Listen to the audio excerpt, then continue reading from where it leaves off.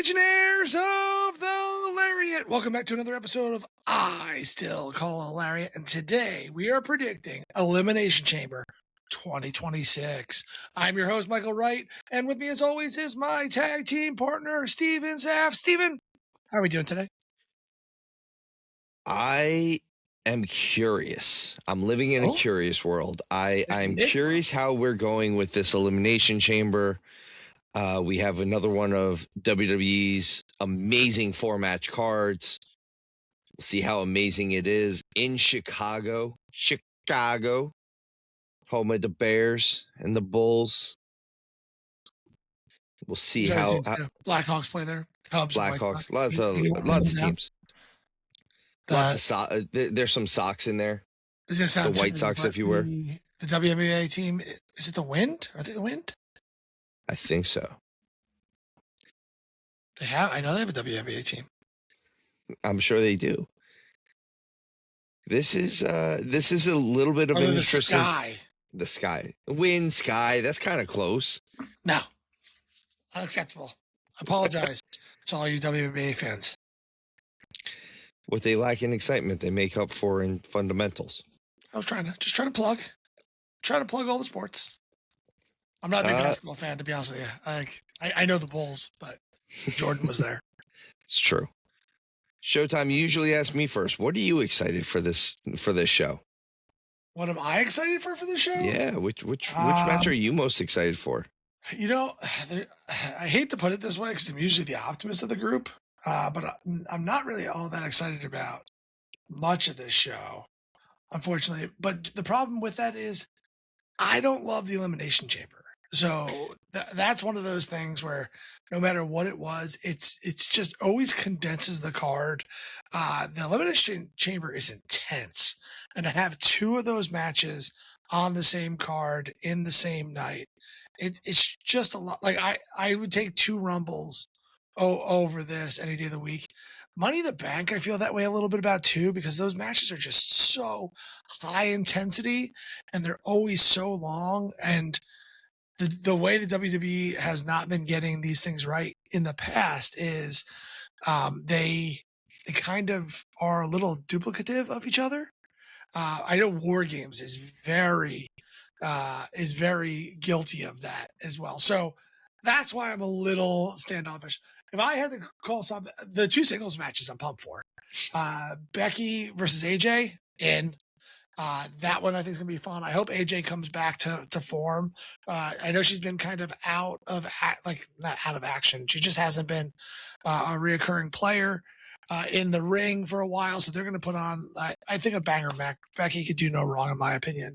CM Punk versus Finn Balor. Man, I hope they go hard on this match. Like, I really want to see a strong showing from Finn. I want to see the Judgment Day relatively stay out of it. The Judgment Day stuff in these situations gets formulaic. Finn's doing great. They then interfere. He loses the match because of their interference. And then we talk about how they're going to break up for the next 2 years to find out, oops, they're not going to. They're not going to. I will say this. With Becky and AJ having this normal singles match on this card, I think that makes me change my mind for when we fantasy booked WrestleMania on our previous show. Mm-hmm. And I do agree with you now. I think that Becky and AJ at Mania will be some sort of gimmick match now.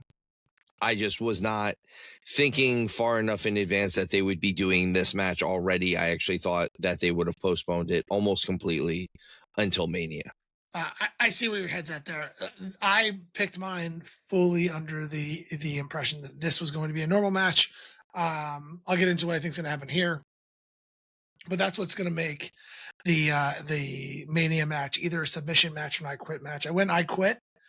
Because that's what WWE does. I don't think it knows that submission matches are a thing anymore, and which they are. They're slightly different than a I Quit match because there's DQs in a submissions match. A Las Vegas Boulevard street fight. I called that for a different match in that one. I know you did. That was That was the Sin City the street fight. The Sin City street Yep. slap, something. I don't know. I said it better than the other one. Power slap. This is definitely enticing people to go and watch that video because it's timeless now. That one, we're so like on the ball. Like if you watch this show next week, you've already know what happens in this card, and our predictions are as impactful. That is Mania is 2 months away. 2 months away, and I think we're already right. I think we're correct. And we have that stuff. You guys can go back anytime and watch it, maybe multiple times. I don't know. I mean, maybe, who knows, somebody like someone that produces this show will put the link in the description below. Maybe. Mm-hmm. I don't know. Somebody could do that. But I think you'll kind of see, if you watch that, you'll kind of see some of our predictions from this show as we go into it. So let's kick it off, Steven. We're going to start. We always try to predict this out on the way we think the card's going to go, and trying to buck tradition, because booking is stale, and WrestleMania sales are all Triple H's fault, which he has his share of the blame, but I would not say it's all his fault. I think the fact that WrestleMania tickets have increased over the last 4 years, like 400%, some silly number. Yes. And it's in the same city year after year. And unlike going to a city where you can do multiple things like a Chicago or a New York, or even Miami or something cool like that. New Orleans, where it was supposed to be at originally. New Orleans is hard, but like back-to-back years in the same city, Vegas is the last place anyone wants to go 2 years in a row. I agree. Changed my mind. I actually think them switching up the venue to go back to Vegas, and I understand Las Vegas came over the top with money. This is a paid show pretty much. Money. I understand all of that. First of all, one of my things with this is you should not make a hard announcement on your flagship show then by having The Rock come out and say, it's WrestleMania is going to be in New Orleans. Yay! And then changing your mind. The other side of this is because they had already announced it for New Orleans and then rescinded that and decided that they're going to go back to Vegas instead. That one's got me a little bit more irked than the announcement almost 2 years in advance that they're going to be in Saudi next year. Yeah. Because at least they're announcing where it is. Like they're not changing that. Who knows? Maybe there'll be there's no more money. No one's coming over the top of them. No, nobody's in that. That's not a thing. Do you know what's also kind of annoying? Speaking of gripes, not that I want to start a show off that double negative, and that does not make a positive in this situation. The go home show for Raw for this card was a big wet fart, man. I'm sorry, I don't know what a better way to say that is. There really was very little build to this card. They kind of, in my opinion, dropped the ball on AJ's night. Like it really wasn't an AJ's night at all. It was like AJ's commercial. Yeah, and honestly filled with a bunch of commercials for other things. And I love the announcement that he's getting to the Hall of Fame. Congrats. He deserves this. He sure does. And zero sarcasm. Please. I was going to make a joke. I remember working on shows with AJ when he was a nobody. But even on the independent circuit, I don't think AJ Styles was ever a nobody. No. Like I was trying to play that back because sure we're doing these house shows. I worked a show where we were in a field together. I think that's one of the few shows that I worked without you, Steve. We had there was a huge lineup, and everyone I think just came to have a good time and have this crazy schmaz at the end of that. That was the one that I got there late for. That was the one that it was in the field of a bar or something like that. Yeah, it was in just some weird field with patchy grass and all sand. The life of the territories or the independents, whatever way you want to call it. But AJ was on that show with a bunch of other I think I know Mano was there. And Chris Candido was there. I know Candido and Bigelow were there because I remember when I got there, Bigelow was walking out and threw a beer at Chris Candido. That tracks. That was that kind of show. Yeah, it was absolutely that kind of show. But all the best to AJ Styles. I'm very happy about this. Yeah. I've heard that the rumor is that like kind of the group that they're putting into the Hall of Fame this year is outside of AJ, well, including AJ too, are kind of guys that were very big during that period. So that ruthless aggression era. So, a couple of the guys that they were talking about going in are Cena, him, Stephanie, I think, is already going in. I forget what the other grouping was, but it was a very interesting group that they were going to put in there. So the Undertaker has now morphed his role from Undertaker to Grim Reaper, like where he shows up and takes you to the Hall of Fame. Like, yes, that's what he did for stuff. I feel like on Good Morning America, the lights are gonna go off. That's where Cena's still on Good Morning America, right? I think so. Yeah. And when the lights are gonna go out, and the dead man's gonna be behind him with a sickle and being like, "You're being inducted to the Hall of Fame, brother." And then move on. But he's gonna say it all Carney like. Yeah. He's like, I'm a real person now. I can talk. I digress. Again, congrats to AJ Styles for a well-deserved Hall of Fame, immediate Hall of Fame. That I think means a lot. I feel like a lot of people have thrown shade at the retirement of AJ Styles, but like having him retire and then immediately putting him in the Hall of Fame, I think is the nod in the right direction. So kudos to that decision. I think so too. I think that was the right move to go with this. To get back to my original point, we like to predict these shows in kind of order of what we think they're going to be. We want to buck trends because, as I said, booking is stale. So we're going to start this show with the men's chamber match, which is not how it would traditionally be done. But I think this time around, perhaps, mayhaps, possibly, it's going to be the men's chamber match. So this year's men's chamber, of all those people who completely deserve to qualify in Jey Uso, was Randy Orton, LA Knight, Cody Rhodes, Javon Evans, Trick Williams, and Jey Uso. Sorry, if you hadn't heard, Big Bronson Reed, seems like he was supposed to be the one that won that, but tore his bicep trying to break up a pin because the Vision is cursed, and hang around for that because rumor has it Steven over here, which I don't know where you are in my picture. You're here right now for me. Steven is going to put together a video around how the Vision is cursed. The curse of Heyman. Oh. The Roman curse? He turns the back on Heyman Roman? hustle will curse them. I guess so. Well, like, I'm trying to think of what kind of... I feel like if anyone's going to curse anybody, it was CM Punk who did it. Yeah. But Steven's going to have more for you guys on breaking that down and how randomly they're going down in order of joining. So in order of joining, next. So much. I feel like Logan Paul's sitting there drinking a bottle of Prime, being like, "Where's it going to come from? Where's it going to come from?" And Austin Theory's going to be like, "It's cool. I got my 5 minutes." The part that's upsetting about this is Bronson Reed and Austin Theory were going to be such a cool tag team. Like, obviously, I liked the Bronze together, but like, Austin Theory and Bronson Reed were going to be a good team. That now, hey, guess what?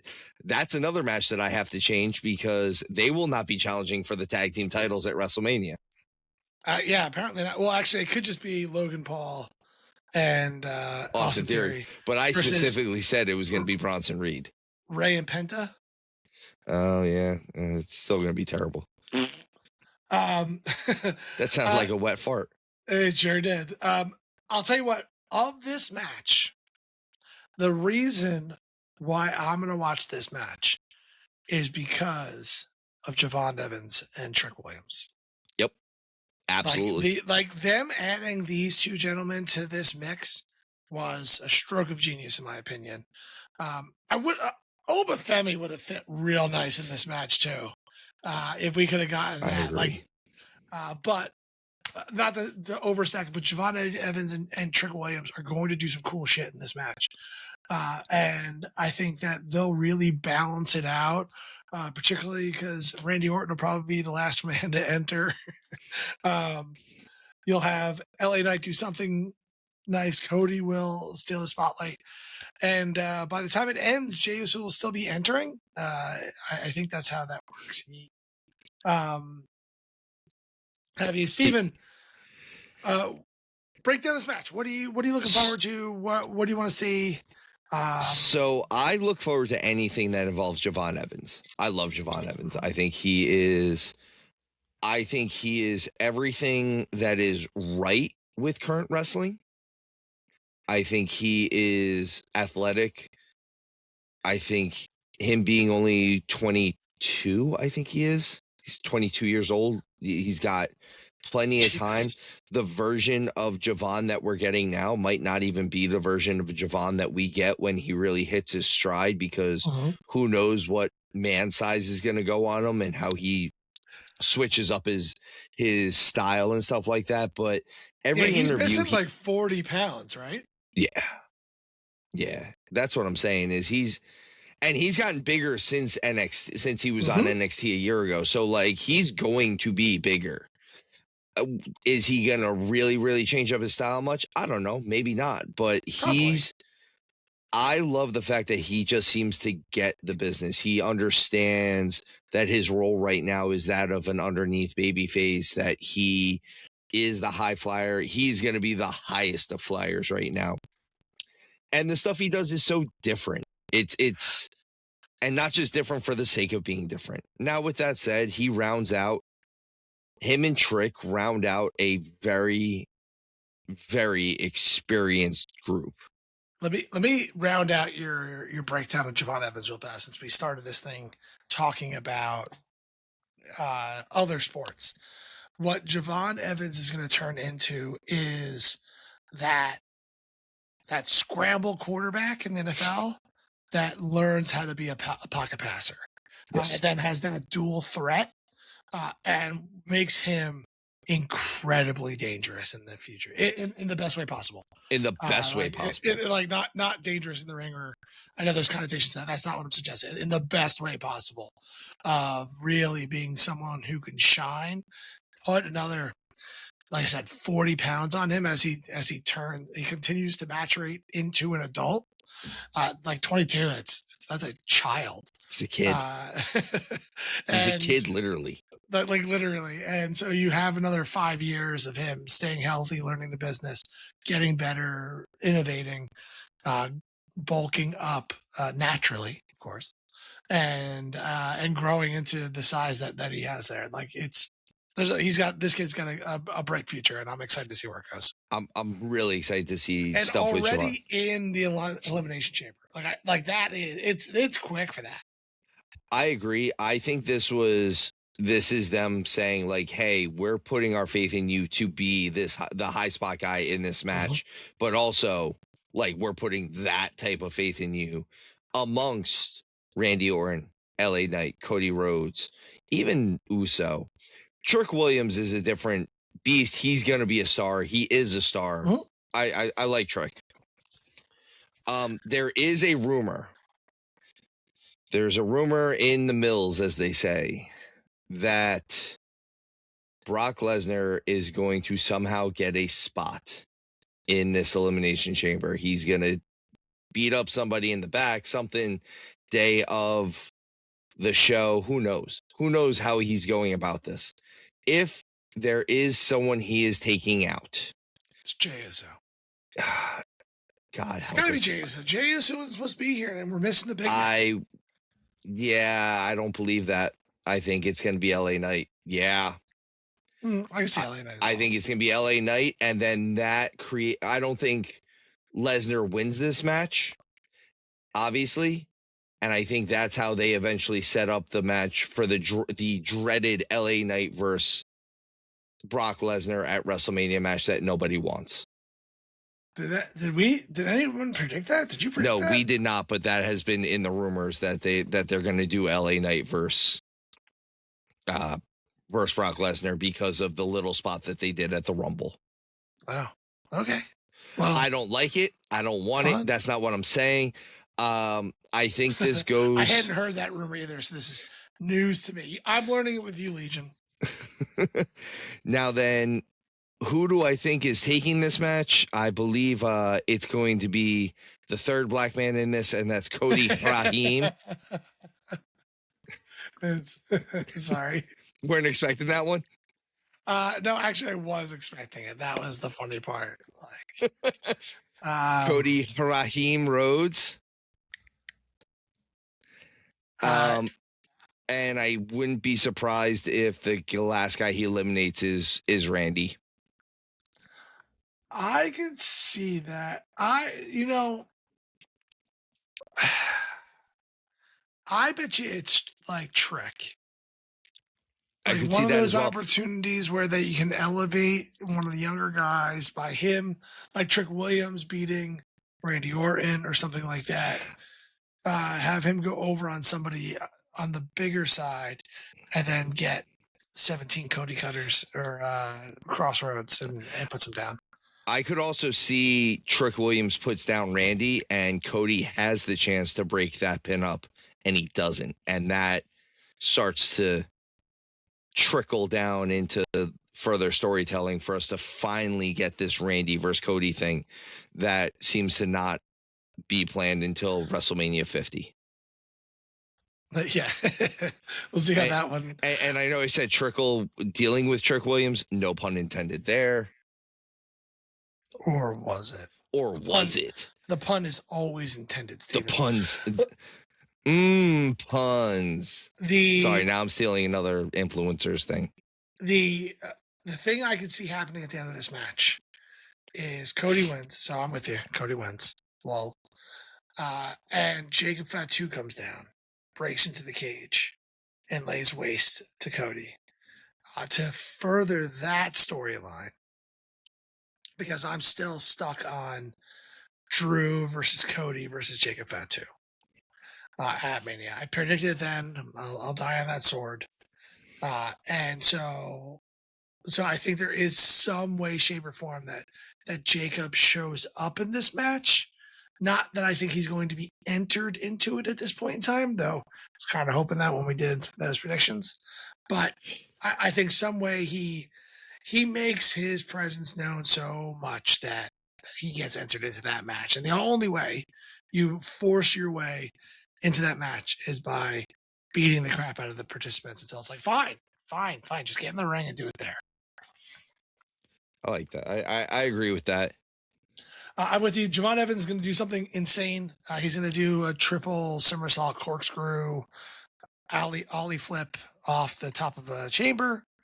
I wouldn't be surprised if Javon Evans is also put through the chamber glass. Like, he seems like the type of guy to be able to be thrown hard enough through a pod. Like a bullet, though. Like, if the prediction of Lesnar coming in actually happens, he long darts Javon Evans into a pod. But I can see Randy doing something like that too. So just like something vicious, very Viper-esque. Because if you look at this lineup, who's the heel? As of right now, Trick. That's the only one they got. I guess. But he's evolving into a babyface. That's the problem. Yeah, and he's a new guy from NXT. That's not the opposing force. And I get Bronson Reed was supposed to be that guy. But even Bronson Reed in this match, like, is this Cody's heel turn? Yes. So Cena heel turns last year at Elimination Chamber. A year later? Cody heel turns this year. I like it. He's about to lose it and does something nefarious. Let's go. Yeah, do that. Right? Like that. I mean, I'm just trying to look at the card. Like, talking about subverting expectations. You heard it here first, Legion. Cody goes heel. But like that, and because we all know that Drew McIntyre is the biggest face in the company. So next to Dominic Mysterio. I'm just looking at this card. Like, maybe Orton goes. I feel like with this card, the way it's set up, there is no serious heel in this match. Someone's doing a big heel turn. Is it Orton? Is it? I can't see LA Knight. LA Knight doesn't feel heelish at all. I feel like he's like a joke heel at this point in time because he's just so over with the crowd and plays that babyface so well that I just don't see him doing that now. A lot of people are begging for this to be LA Knight's night. Like this is like his time finally. Like LA Knight is Sean Astin from the Goonies. Like down here's our time. Who's also Rudy? Who's also Rudy? I'm sorry. I mean, I know I have not been the biggest LA Knight stan by any means, but LA Knight versus Drew McIntyre does not feel like a WrestleMania match. It doesn't, and I think the only reason anyone is even thinking is, well, there's so many injuries. Like, is now that if you're going to pull a trigger on him ever, first of all, if you were going to pull a trigger on him, it should have been like 2 years ago. Yeah, and you could still do it in the future, but not with the. I mean, I know that they don't know how to build anymore, and the whole idea of long-term storytelling has gone out the window. But I don't know. Like he's just not built in the position to be taken seriously in this. Like, I could see Orton winning this match just because of who he is and the legacy of it all. Hell, I could probably see Trick Williams winning this match. Like if I'm going out on a limb to like find somebody else to win this match other than Cody, but no one but Cody really makes sense here. And I like the idea of a Cody heel turn because you can play the Jacob Fatu face, the Cody Rhodes heel, and Drew McIntyre tweener. Because Drew is not even a real heel; he's just a realist. Like I'm trying to put my kayfabe talking about him being a face to the side for a minute because he's not that dastardly of a heel at this moment in time. He's just a realist, all about himself, like that kind of selfish athlete, maybe a little bit of a crybaby to a certain degree. But like you can easily ease that back now that he's got the belt and kind of get him into that. I'm vicious when I need to be. I do what it does, what it takes to get it done. I love the fans, but everyone else can go F themselves. Like that's the type of character I can see Drew really embracing. The real face. Yeah. So that's our men's predictions. Anything else you want to call out on this one? Anything? I don't think so. I agree with you. I think there'll be 32 cutter variations in this match. Does Orton RKO's Javon Evans when Javon Evans is doing the crazy thing off the top of the chamber. The OG. He's going for the OG cutter off the top of the cage that he does. And Orton's hits his actual RKO on it. Yeah, I could see that. And then Williams nails Orton with the trick shot, and that's how Orton goes down. Cody cutter. Yes. There's too many cutters. And Uso goes, okay, and then cut somebody. I don't know. Like, I really don't know what to tell you about Jay in this match. I know I was a little disrespectful before. I didn't mean it that way. I was just meant to be able to be a transition to bring up Bronson Reed. Why doesn't Jimmy get to do anything? But I just don't get Jey Uso in this match right now. Why is he even included in the qualifier when you're the tag team champions? Like I get the idea he's main event Jey Uso, but Jimmy didn't get a qualifier match. Yep. So like it's okay if both of them get a qualifier. I understand that, but just Jay and not Jimmy? I'm tired of the Jimmy disrespect.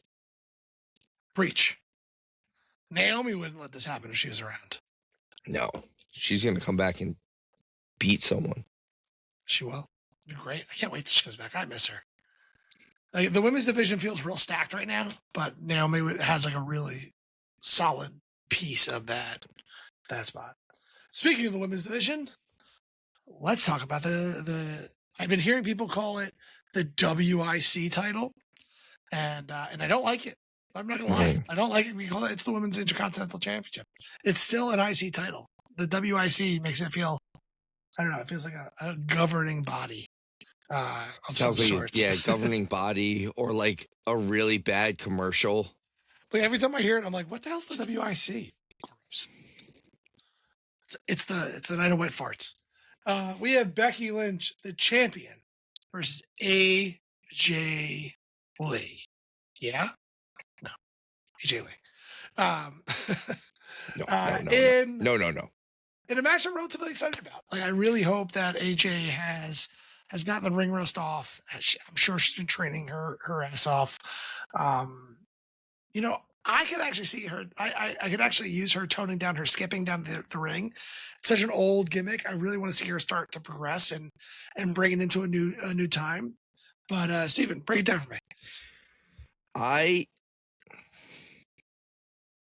So I heard someone else say this, and I don't agree. I don't totally agree with it, but I agree with this to a point. I think AJ Lee versus Becky Lynch, I think this has potential to be a very good match.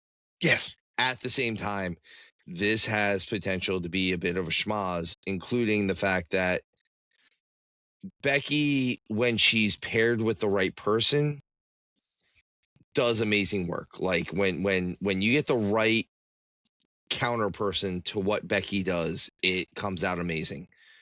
Sometimes, though, it very much seems like I'm Becky Lynch and this is the part I'm playing.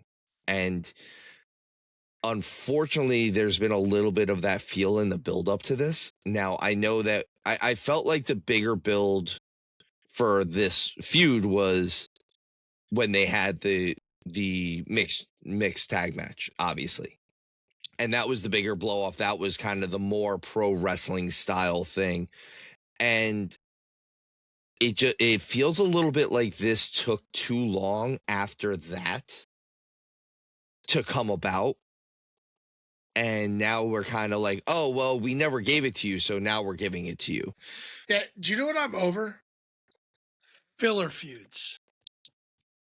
It's really, really annoying and so apparent right now. And that's what the problem with this match. And actually, the main event as well in this one, because as much as I love Finn Balor versus That's filler. CM, it's filler till Roman. No goes one back. believes that that's going to be a thing. Like, and that's what's happening right now is you have one half of the feud carrying the feud.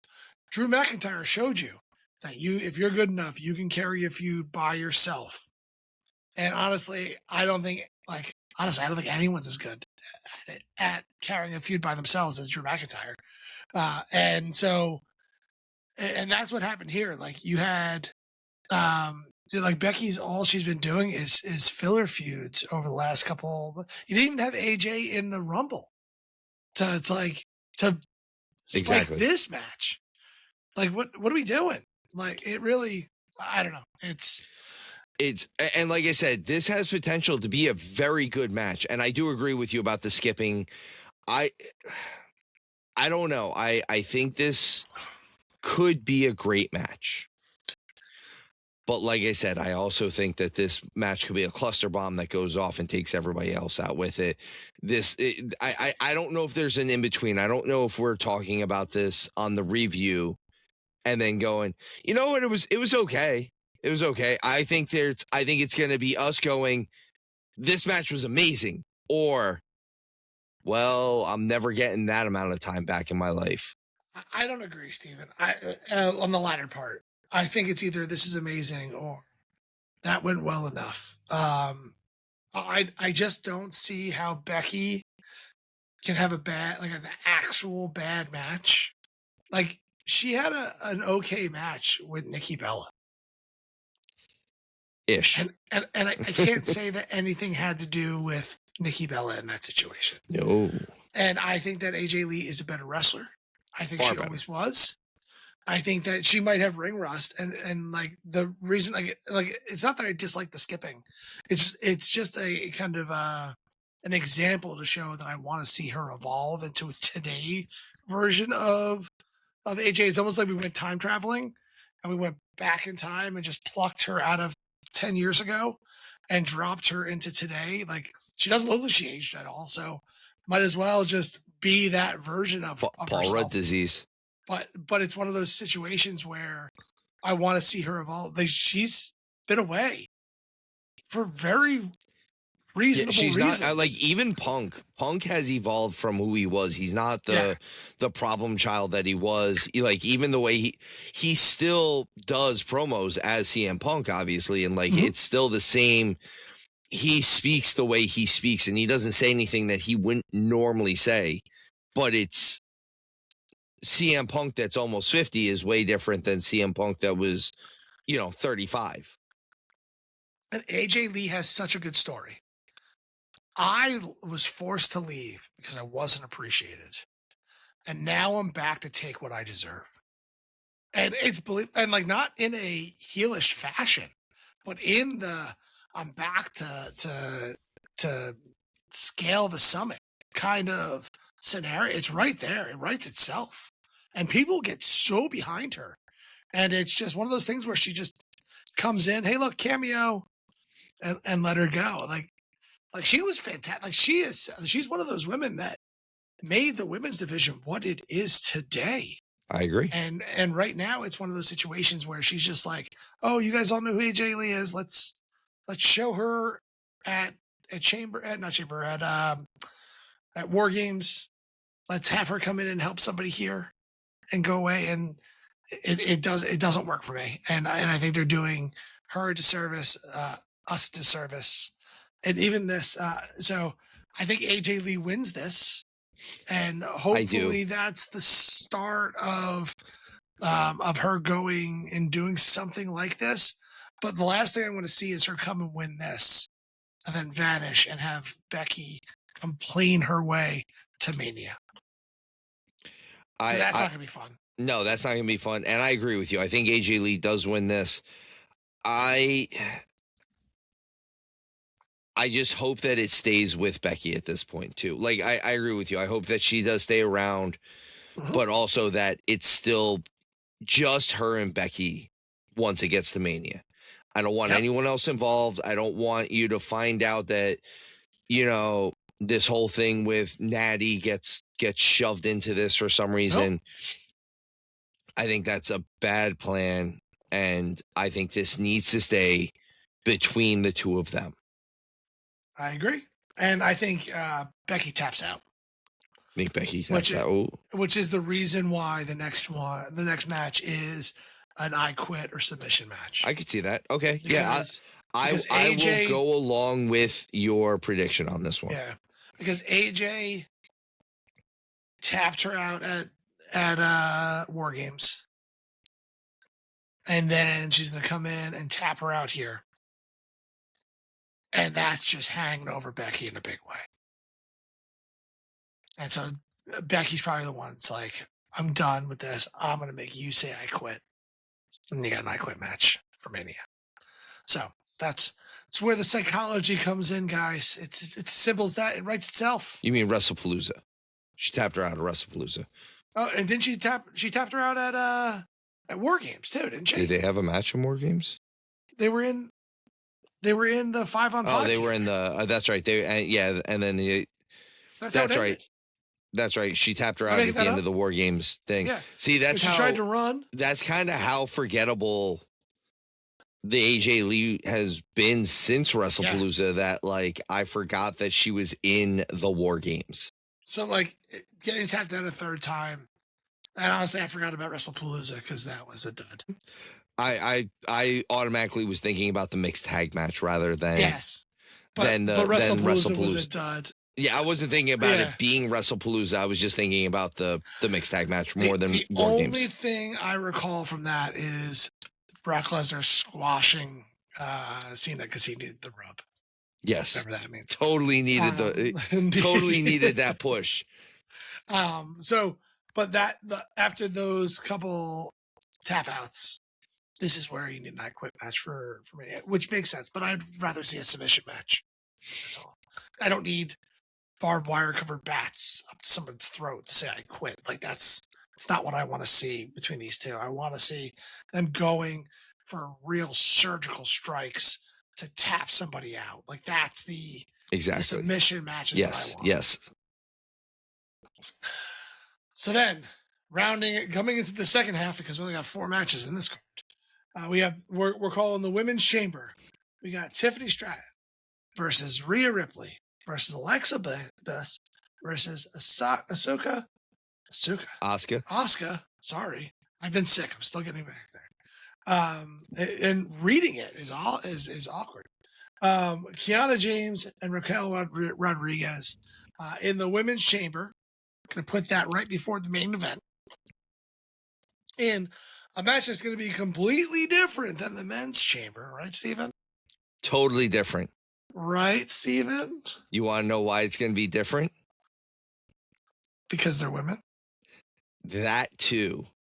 Because the winner of the Women's Chamber, this is where Mike gets what he wants, is going to be Bianca Belair when she comes out from the box. What's in the box? What's in the box? Listen, Jim Cornette has said that anytime a wrestler comes out of the box, they're automatically over. Always. Yeah, I didn't hear him say that, but I agree. I mean, and it can't just be a Joe. He did elaborate. It can't be Joe Schmo. Like, it can't be just some dude from the indies that you've never heard of before. But when a Bianca Belair comes out of the box, when Cactus Jack came out of the box, you know, those Terry Funk, when those type of people come out of the box, they're over. Chris Canyon did not win coming out. There's always an exception to the rule. Just know that. Here's the question. Because now that we're on the box, I do want to talk about it for a second, because we're going to find out what the hell is in the box. What's in the box? Is it Bianca Belair? Is it Chris Jericho? Do you want to know what I think's in the box? Is it a boat? It could be a boat. I'll tell you what's in the box. What's in the box is a lottery machine. A lottery machine. And in that lottery machine, they're going to bring out 2 names to add to the chamber matches. One of those names is Brock Lesnar. The other name is Bianca Belair. And that's how Bianca wins this? And that's how Bianca wins this. Okay. Hot diggity dog. That's how we've gotten there. So anyway, back into the world of the Women's Chamber. I'm just saying that kind of makes sense. That's listen, it would work. Best case scenario for what's in the box. Listen, I will tell you why it won't work, because it's too much of a wrestling angle, and it doesn't seem like it was cooked up on a spreadsheet, and that's what they do now. Maybe you went and used wrestling knowledge and wrestling math and logic, and that's not the world we live in anymore, man. But what if it's Jimmy that comes out? Yes, because like I can see it not being Brock. Like particularly if the men's is the first match. Like, give me someone really random on the first. Like Brock is like, okay, this is how you get Brock into the chamber match. But give me something like Otis. See, the problem with that is they're gonna go with like a Jimmy or an Otis, and then Brock's gonna come out and kill them. Maybe. Like, absolutely murk them. But then you have Bianca be the name that's pulled for the women's chamber match, and that's how she wins. Oh, man, I love it. It's tasty. It's tasty. It's so good. I'm pumped for this match. I actually think I'm more excited for this match than I am for the men's one. We have seen. It's funny how often we say that.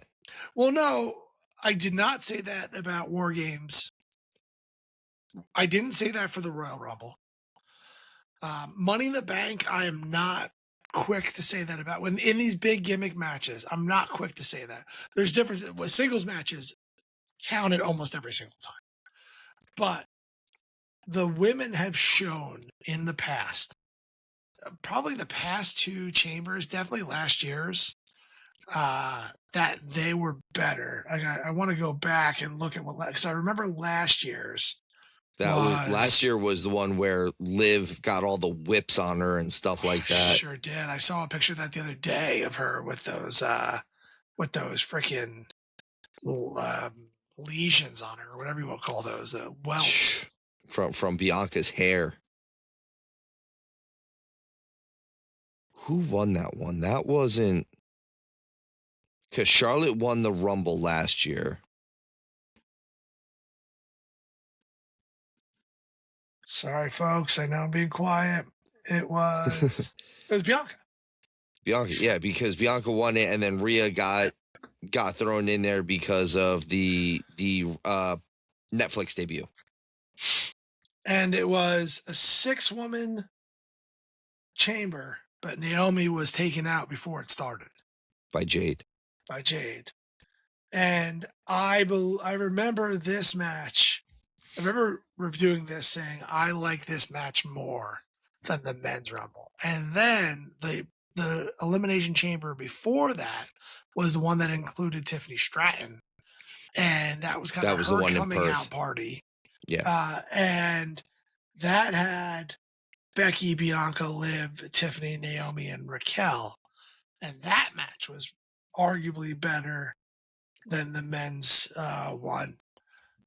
So that was kind of one of those situations, which was the first predictions that we ever had. So that's the one thing that always gets me. This is what I consider our I guess our true anniversary. Our true 2 years. Yeah, 2 years. 2 years. 2 years. I don't know how to say years. And you forgot our anniversary, Steven? Man, oh man. I got you the hat. Man, oh man, that wasn't for anniversary. You owed me that from last year's anniversary.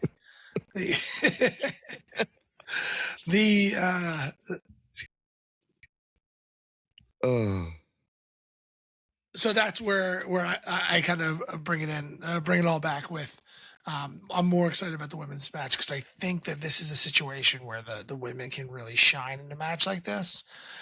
Where other ones, I mean, Rumble's Rumble, like it's essentially the same playing field, and this is one where I can see them come out pretty strong.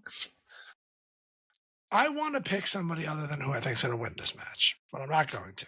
But Steven, who do you got? Before I get into a winner, okay, please. I think this is a great opportunity for Kiana James to be the MVP of this match. Sure. Love her addition. We were talking about that earlier. Here's the other side of this. I also wouldn't be surprised if, kind of how we said, the two gimmick matches on a card a lot of times just kind of copy and paste, where we said somebody eliminated someone in the men's match, and that's how Brock Lesnar might be getting into it. If that is happening to someone in this match, unfortunately, it is going to be Kiana James.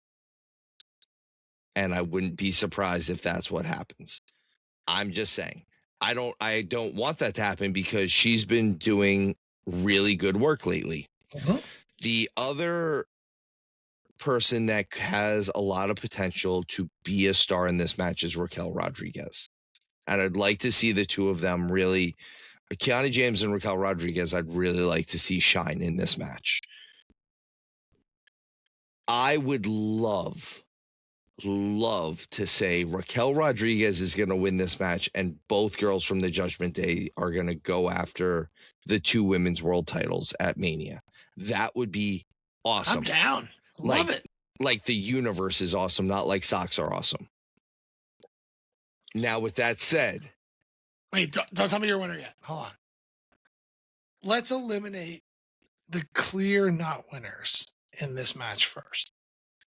Because I don't think that you did that there. I did not. So eliminating the clear not winners. It's all the half attack teams. Yes, it is going to be Asuka, Alexa Bliss.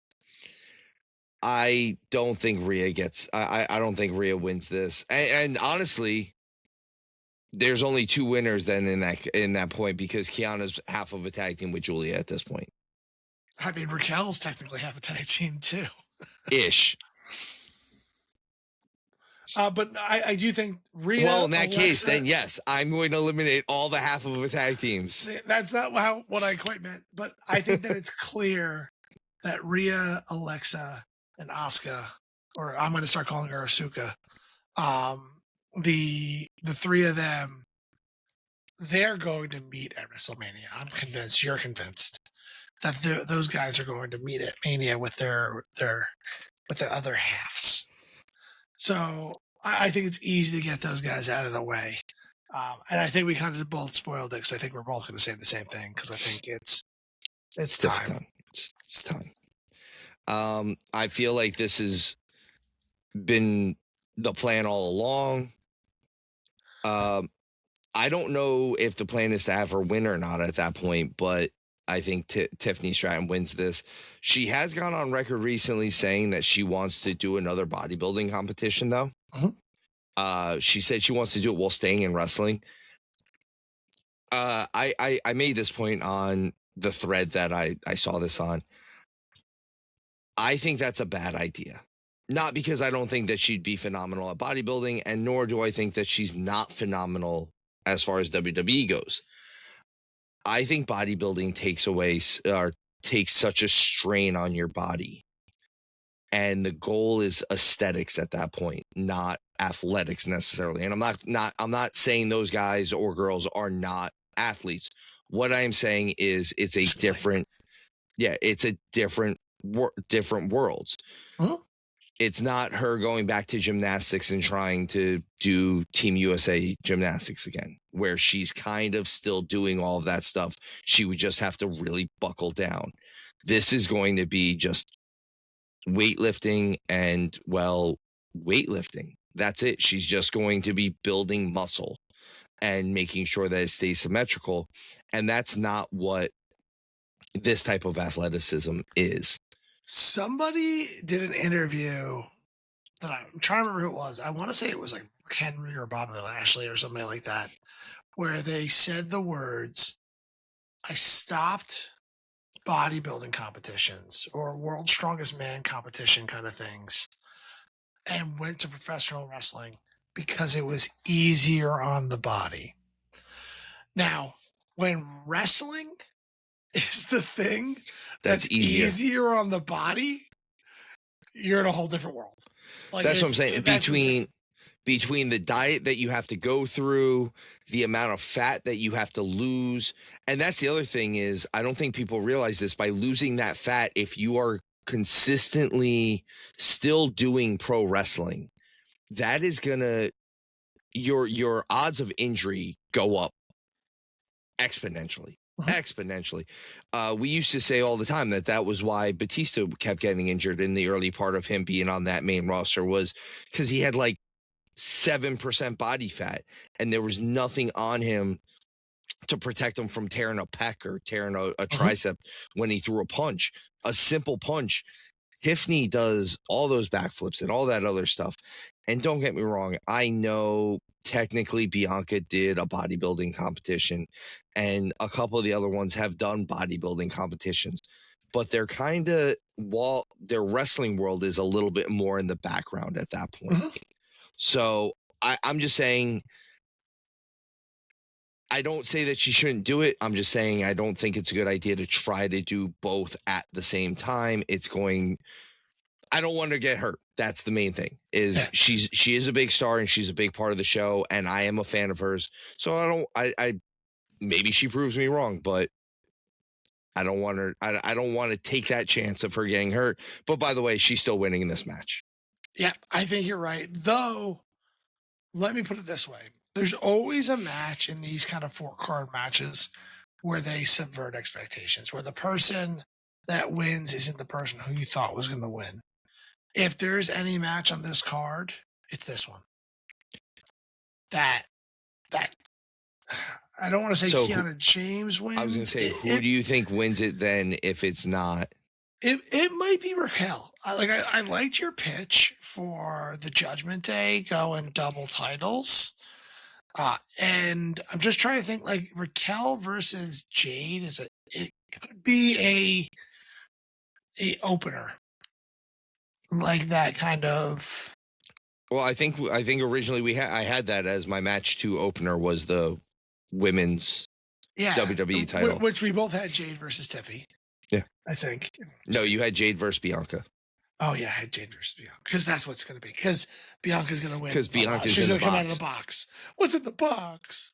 Bianca's it's going to be Bianca. So that's it. And if that happens, I count that as a win because I called it beforehand. But I'm going to say Tim. Fair enough. There's no moral victories, but I can't call Bianca this many times and not get some kind of credit. I mean, her finger does look gnarly, or look gnarly. It did a year ago. It did like 4 months ago. You know, the funny thing about pictures is that you don't have to put the date on when they were taken when you post them on social media. We're still going with this, huh? All right. Listen, I get it. Bianca's coming out of the box. Just what's in the box. I think there's going to be some great spots in this one. I'm really excited. I really do like what they're doing with Alexa. I like how she's kind of back in the flow of things. I think she's in a great spot with Charlotte. I just think it's too good to have the tag teams of Rhea, Alexa, and Asuka face off Mania and Money in the Bank. Not Money in the Bank. TLC. Asuka. Just Asuka. I'm trying to think of what Asuka is that sounds so familiar. It's almost Suki from Avatar, The Last Airbender. The good Avatar. The good one. When I was reading it, my brain was not seeing the words in Ahsoka. They just did it again. See? Asuka. Ahsoka Tana. Ahsoka Tana, is that what it is? Yeah, Star Wars. That must be it. That could be it. She would make a great Ahsoka. She would make a great Jedi. Yeah, that's what I mean. Like she'd be great at that. That must be what I'm like fantasy casting now at the same time. Yes, I like future Sith. Sorry, Asuka. I swear I know how to say your name. I'm just looking at the letters in my brain. I've been sick for like 3 weeks. For the record, it is spelled correctly. I get. Yeah, it's all right. I've just been sick, and I keep trying to hit mute before I start coughing in the mic. So that's the best I could do. Sorry. Please forgive me. Let's go to the main event, Steven. The main event. Before I put my foot in my mouth more, we have Finn Balor going up against CM Punk. I'm just trying to. You're overcorrecting now. Overcorrecting. Versus CM Punk in Chicago for the World Heavyweight title. Do we get the Demon? No, I don't think we do. I wish. Do you believe he's coming? The Demon? Yeah. I think if not for this match. I just mean no. So there's been a little bit of there's the foreshadowing of Balor being excommunicated from the Judgment Day a little bit. And I'm not saying that they're going to get rid of the Judgment Day. Sorry. It's just the demise of the Judgment Day is. I don't think the Judgment Day are going anywhere. I think Finn Balor is not going to be in the Judgment Day. Sure, if you say so. He also was definitely going to leave the Judgment Day when Dom pinned him at WrestleMania last year. And now, almost a full year later. Listen, long-term storytelling is all Paul does. And Raquel got eliminated by Liv Morgan in the Royal Rumble. But she's still in the Judgment Day. I don't think that Raquel, I never thought Raquel was really leaving the Judgment Day. What I'm saying is this is one of those situations where if we're taking what Finn has been saying at face value, he has been planning on doing stuff on his own, which is not the Judgment Day way. Dom even said on Monday, I don't want to do things on my own. Said it just like that. He goes, look, you may want to go after the title on your own, but I don't want to do that. It was amazing. That doesn't sound fun to me. There's only two ways, in my opinion, to get kicked out of the Judgment Day. The first one is by trying to be the leader of the Judgment Day, because this is a group of misfits and they don't need anybody bossing them around. And two is date Dominic Mysterio and have somebody else come in and try to date Dominic Mysterio. That's it. Like, I still consider Carlito as a part of the Judgment Day, even though he was just released. I miss him so much. Yeah. So he had some of the best stuff. He was fantastic, and just kind of comic relief in the background. Love the way that all worked out. But I still count him. Like, tomorrow they re-sign him. He's immediately in the Judgment Day, and they make a comment of, "Where have you been?" I've been here the whole time. Yeah, like he's just sitting there playing video games again. He's like, I've been playing. I don't know what you guys are talking about. I've been playing this game. Been here the whole time. I think if we get Balor as the Demon, it will be at Mania, and I think it'll be against, like I said, if we get the Demon Balor, it's at Mania against Dom. Mm-hmm. I do think that. So here's where I think that Balor is not going to be part of the Judgment Day. This is why. Is because Balor has been saying that he wants to do it on his own. That's his plan. I think this is going to be almost a rehash of Priest at the end of the Judgment Day. Uh-huh. I want to do it by myself. The difference is I don't think that they're going to screw him on purpose necessarily. I think Dom and JD might come out, try to tip the table in his odds, and that actually backfires on them, and Finn decides he's out. Like, that's it. Like, I told you not to be here. And then maybe be like, after he starts yelling at them, kind of how you said, he starts acting like a leader rather than just one of the gang. Even the way he's dressing now, he started wearing the 3-piece suit behind the scenes. He's not just wearing the Judgment Day gear anymore. I don't know. That's all stuff that kind of seems a little bit leader-like. I hear you, and I don't like it. But 3 years tells us different. But I don't want to. I will say he's still not winning this world title. I think that Finn, I think that the Judgment Day needs a Finn character, because he brings a layer of, I want to say, seriousness, grit.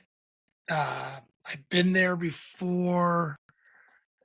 Like, you need a little bit of that anchor in the Judgment Day, and without Finn, I do think it falls apart. And that's when Raquel leaves, and the Judgment Day just ends up being Liv and Dominic, and then it turns into the LWO of just trying to throw people at it and see who fits. Kind of bring scenario. Carlito back. 100%. But he's already part of it. It counts. But like, that's where it doesn't really jive for me. Like, it needs. I feel like he's too important of a piece. If Finn leaves, it's done. That is really. They bring back the best member of the Judgment Day. R-Truth. I love it. They should. If anyone would welcome him in, it's Dom. R-Truth, and they bring back Carlito, and Carlito and R-Truth go off on too much as a powerhouse tag team. They unify the tag team titles. I love it. I'm in. This is the best thing I've ever come up with. But if you remember, like, Dom's the one that fell for the hot tag, and like he could rope him into it all. But let's actually get to this match instead of the Judgment Day. I do think you're right. I think you see some sort of interference in the Judgment Day. I don't think you get a DQ. I really want to see Finn win this, man. I'll tell you what. I said to you before the show, I'm picking Finn. It was obviously a joke, but But it's one of those things where you want to talk about subverting expectations and being able to still have a Mania main event where you have Finn versus Roman in a Mania main event. I think that still plays. And I think you could get the Demon to elevate it just a little bit more, where Finn Balor could never, ever beat Roman Reigns. Could be Roman Reigns. So if he unleashes the beast. And like there's a good storyline there. And it's just talk about playing this feud correctly with they've already started the build to WrestleMania of Punk versus Roman, knowing that there's a world title match. Knowing there's a world title match. So here's my question. I don't think this is the route they go, because it's not going to be the route they go. Although it'd be cool. What if we're completely wrong about the Cody, Jacob, Drew three-way? Like, that's not going to be a three-way. It's just going to be whoever wins the men's chamber goes on and faces Drew. And then Balor does win this. And somehow instead we get a Punk, Balor, Roman three-way for the world heavyweight title. Does that jive in your head? Like, not just could we do this? Like, is that still cool? Does that excite you? It's not Carlito cool. Just putting that out there. It's not Carlito cool. Is it as cool as Ric Flair and Roddy Piper in a Wagoneer? No. I mean, no. What's cooler than that? No, but I wouldn't be mad about it. It just, and like, keep Finn in the Judgment Day. And like, I could now, if you take your scenario now, the whole buttoned up look, I'm more mature than what it takes to be in the Judgment Day, all unravels because it was a play to get inside of CM Punk's head. And then have the Judgment Day be the bane of Roman and Punk's existence. Like, every time they make a move, they're there. And it's a constant beatdown. And sure, Roman and Punk will get their moments in time. JD will get speared in half multiple times on this road. Dom will take a go to sleep once or twice. Yeah, and even probably on the road to WrestleMania, Dom puts the IC title up against CM Punk just because he can't take it anymore. And that match probably even goes to a DQ because they all just don't care. And they just become that swarm. You have Raquel Rodriguez just decimate Roman Reigns out of nowhere in one of these situations. That's a storyline I can get behind. And I can get down with that. So it's Finn. I'll take Finn if you take Finn.